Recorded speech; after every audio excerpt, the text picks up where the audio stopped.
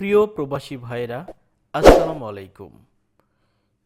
আজকে দেখাবো কিভাবে আইটেল সুইস রিসেলারের মধ্যে ডলার পিন রিসার্চ করতে হয়।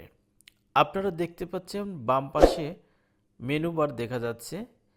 এটা হচ্ছে আইটেল সুইস রিসেলার, ওপেনটেলের আইটেল সুইস রিসেলার। আপনারা দেখতে পাচ্ছেন বাম পাশে মেনু বার।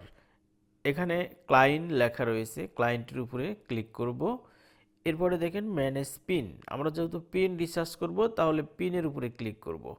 এরপরে দেখতে পাচ্ছেন নিচের দিকে রিসার্চ, এইখানে রিসার্চের উপরে ক্লিক করব।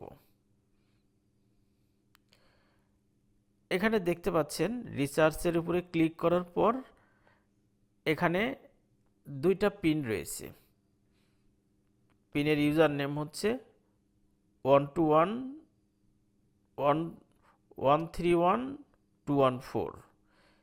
এখানে দেখতে পাচ্ছেন কারেন্ট ব্যালেন্স $1। আমি এখানে আরও $1 রিসার্চ করব।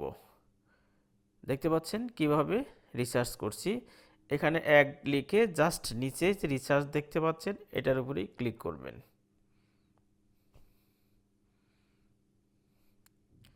দেখতে পাচ্ছেন এখানে এখন $2 হয়ে গেছে।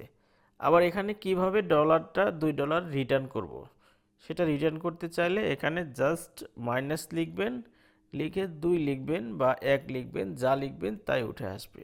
লেখার পরে এখানে রিচার্জের উপরে ক্লিক করবেন।